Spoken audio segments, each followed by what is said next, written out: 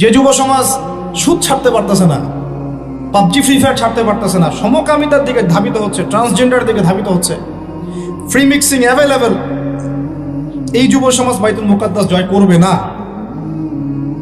কোন যুব সমাজ করবে আমি পরে আসতেছি ওইদিকে।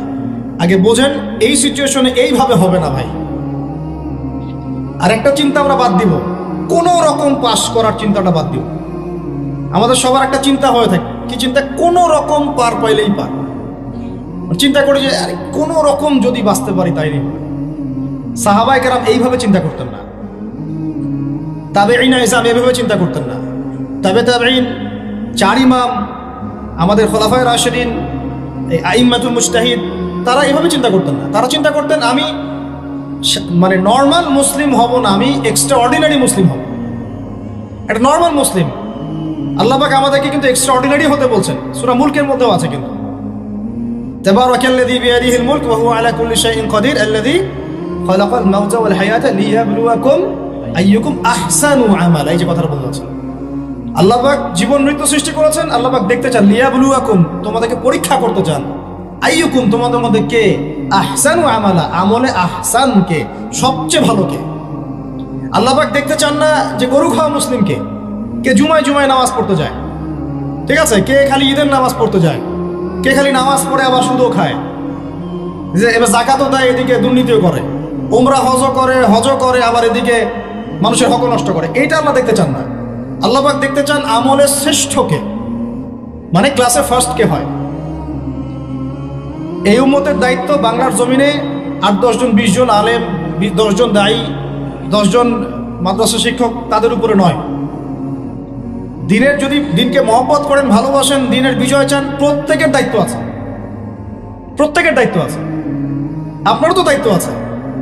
আপনাকে আল্লাহ মাল সম্পদ দিয়েছেন, ওইটা দিয়ে আপনি দিনের জন্য কি করলেন আল্লাহ দেখতে চান। আল্লাহ পাক আপনাকে জ্ঞান দিলেন, প্রজ্ঞা দিলেন, আপনি ওইটা দিয়ে দিনের জন্য কি করলেন আল্লাহ পাক দেখবেন তো। আল্লাহ পাক আপনাকে লেখার ক্ষমতা দিয়েছেন, কতটুকু লিখলেন আল্লাহ পাক দেখবেন। আল্লাহ পাক বলার ক্ষমতা দিয়েছেন আপনাকে, আপনি ভালো বলতে পারেন, কতটুকু হক বললেন আল্লাহ পাক দেখবেন। আল্লাহ পাক আপনাকে সামাজিক, অর্থনৈতিক, রাজনৈতিক ক্ষমতা দিলেন, আল্লাহ দেখতে চান আপনি এটা দিয়ে দিনের জন্য কি করেন। অন্যথায় আল্লাহ পাক এটা কেড়ে নিতে সময় লাগবে না, এক মুহূর্তে আল্লাহ পাক কেড়ে নিতে পারেন। পৃথিবীতে নমরুদের নামও কেউ স্মরণ করে না, এখন ফেরাউনের নামও কেউ স্মরণ করে না, স্মরণ করলেও নেগেটিভলি স্মরণ করে, অভিশাপের সাথে স্মরণ করে, তাই না? প্রশংসার সাথে স্মরণ করে। কত শত সম্প্রদায় আল্লাহ পাক বলেছেন ওয়ালাকাদ আহলাকনা ক্বাবলাহুম মিনাল কুরুন, কত সম্প্রদায় আমি ধ্বংস করে দিয়েছি তোমাদের আগে। কত সম্প্রদায় ছিল, লক্ষ লক্ষ কোটি কোটি সম্প্রদায়কে আমি ধ্বংস করে দিয়েছি তোমাদের আগে। নাই, তাদের শব্দও কি তোমরা শুনতে পাও? শব্দও শুনতে পাও না। তারা চিৎকার করছে বারজাকের জগতে আযাব থেকে বাঁচার জন্য, আমরা শুনতেও পাই না। তাহলে কিসের বড়াই? বড়াইয়ের অহংকারের জায়গা আছে? মানুষের অহংকার শোভা পায়? মানুষের মতো ক্ষুদ্র তুচ্ছ সৃষ্টির অহংকার শোভা পায়? 2 দিন পাতলা পায়খানা দিলে বাস শেষ মানুষ, একটা ডেঙ্গু জ্বর দিলেই শেষ। এই যে ঢাকার শহর বস্তুবাদী হয়ে যাচ্ছেন দিন দিন, পুরো পশ্চিম আদলে এক ঝাঁকুনিতে 50 লাখ মানুষ মরতে পারে, এক ঝাঁকুনিতে, খালি 5-6-7 মাত্রার মানুষকে আল্লাহ পাক ছোট্ট একটা ক্যান্সারের ভাইরাস দিয়ে শেষ করে ফেলতে পারেন, সামান্য একটা মহামারীর বাতাস দিয়ে লাখ লাখ মানুষকে মারতে পারেন। মানুষের অহংকার শোভা পায়? কোন মানুষ নামাজ পড়ে না চিন্তা করেছেন? যে মানুষের হৃদস্পন্দন, শ্বাস আল্লাহ নিয়ন্ত্রণ করছেন, একটু শ্বাসকষ্ট হলেই হাসপাস উড়ে যায়।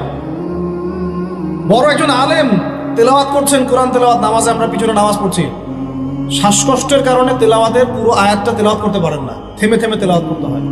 তখন আমার মনের মধ্যে চিন্তা আসলো, সুবহানাল্লাহ, এত বড় আলেম, আল্লাহ পাক তাকে এইভাবে শ্বাসকষ্ট দিয়ে পরীক্ষা করছেন, অথচ আল্লাহ পাক আমাকে এখান থেকে মুক্ত রাখছেন, আমি তো তার মতো তেলাওয়াতও করি না। কত মানুষ পঙ্গু হয়ে পড়ে আছে, ওই অবস্থায় আল্লাহর ইবাদত করতেছে।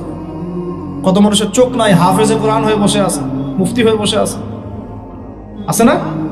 তাই নেয়ামতের কথা স্মরণ করেন, আল্লাহ পাকের নেয়ামতগুলো স্মরণ করেন, বোঝার চেষ্টা করেন। আল্লাহ পাক সূরা দুহায় এটাই বলছেন, সূরা দুহার শেষে আল্লাহ পাক এটা বলছেন, আলাম ইয়াজিদকা ইয়াতীমান ফাআওয়া, তোমাকে আমি ইতিম অবস্থায় পাই নাই, আশ্রয় কি দেইনি?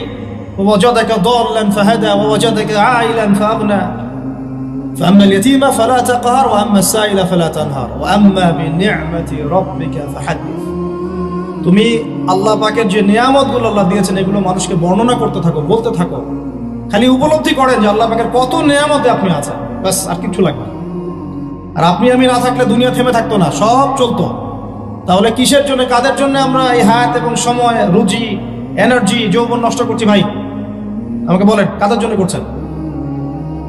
যে আল্লাহর হাতে আপনার প্রাণ। একটু প্রেশার আপ ডাউন করলেই শেষ, একটু শ্বাসকষ্ট হলেই শেষ, একটু মহামারী দিলেই মাস শেষ। সেই মানুষ নামাজ পড়ে না, সেই মানুষ যাকাত দেয় না, সেই মানুষ বলছে যে পর্দা এই যুগে চলে না, ওই যুগে চলতো।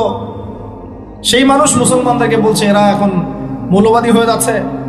সেই মানুষের সারাদিন কাজ প্রোপাগান্ডা হচ্ছে ইসলামের বিরুদ্ধাচরণ করা, প্রিন্ট মিডিয়া দিয়ে, ইলেকট্রনিক মিডিয়া দিয়ে, ইত্যাদি ইত্যাদি।